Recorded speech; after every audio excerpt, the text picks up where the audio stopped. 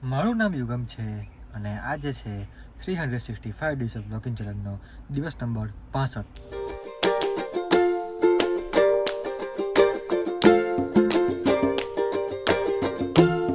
Guys, સાંજના 5 વાગ્યા છે અને આજે બી ભાઈ મોડો જ બ્લોગ ચાલુ કર્યો. તો હમણાં 2 દિવસથી ભાઈ કેવું થાય ને કે છે ને એમ પૂરો ફોકસ ભાઈ મિની બ્લોગ પણ આવું એમ ઇન્સ્ટાગ્રામ પર જે શોર્ટ છે રીલ્સ છે એવા કોન્ટેન્ટ પર થોડોક વધારે ફોકસ કરું છું. કેમ કે સ્ટાર્ટિંગના દિવસમાં થોડુંક વધારે ફોકસ કરતો સારું, પછી ધીમે ધીમે આમ એવરેજ બધું આવી જાય. તો કંઈ નહીં, હવે તમને કેવા લાગે છે મિની વ્લોગ્સ તો એ બી કહેજો કમેન્ટ સેક્શનમાં. અને તમારી કંઈ રાય હોય કે કંઈ સુધારો કરવા જેવું લાગતો હોય એ પણ તમે કહેજો, કહી શકો છો કમેન્ટ સેક્શનમાં.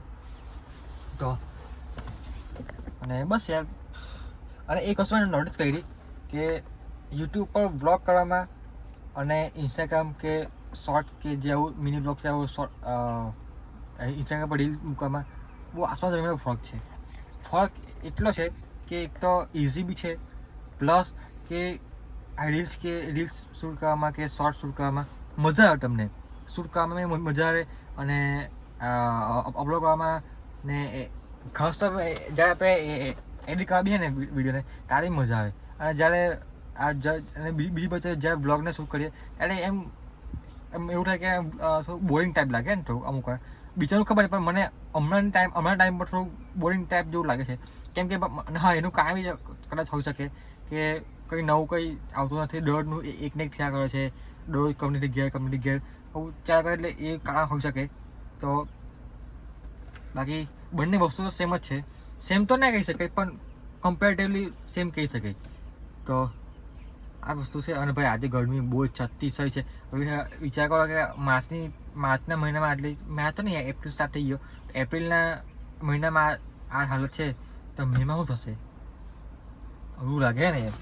તો બસ. અને ભાઈ આજે મસ્ત પોલિશ તો નહીં તમને ખબર તો વેસ્લિન લગાવવાથી ભાઈ મસ્ત સાફ તો નહીં ચમકા મારે ડેશબોર્ડ. તો તમે ત્યાં ટ્રાય કરી શકો છો. તો આ જે દેખાય છે તમને ફિનિશિંગ એનું કારણ છે વેસ્લિન. તમે બી કરી શકો છો આ બધું. તો ગાઈસ 8:30 વાગ્યા છે અને એક તો યાર છે ને આ મિની બ્લોગમાં ને લોંગ બ્લોગમાં અમુક ટાઈમ ભૂલી જાય, અમુક ટાઈમ એવું થાય કે ના શું કહ્યું છે, અમુક નહીં શું કહ્યું, અમુક ભૂચી જવાય. તો બસ હવે હમણાં જસ્ટ નંબર ચોકડી પર આવ્યો છે અને હવે એમાં કામમાં એવું છે કે આપણી ગાડી લઈને જવું છે ટોયોટા શોરૂમમાં ઇમરજન્સીમાં. કેમ કે જે જસની ગાડીમાં છે ને એડબ્લુની લાઇટ એકદમ હપવું છે કે 30-30 રેન્જ આવી ગઈ છે. તો એડબ્લુ કોઈ બી હાલતમાં અત્યારે લાવવું જરૂરી છે. બાકી જો એડબ્લુ નહીં આવે તો એન્જિનની ભાઈ પથારી ફેરવા જશે.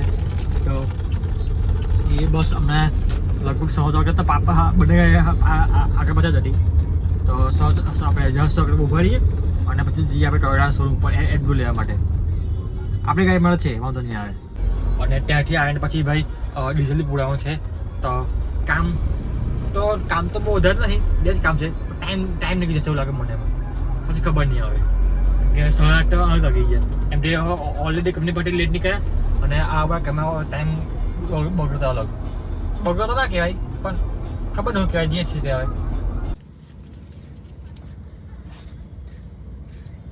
ચાલો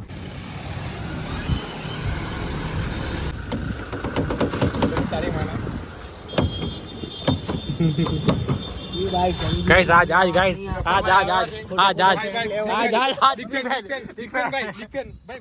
क्लियरेंस છે પટી ગયું તો ગાઈસ અહીંયા અમારી બધી બકચોડી આવી ગઈ છે. બકચોડી માસ બેગ છે અને પ્લસ એડબ્લુ બેગ છે. એક તમારું એક તમારા એક ભાઈ મોટો ભગવાન જેવો લાગ્યો અત્યારે તું કેમ એડબ્લુ પટી ગયું. આજે ખબર પડી મને બી.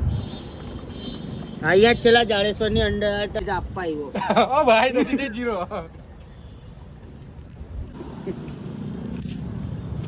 એવું છે તો કાલે પછી 2500 ગયા એમ.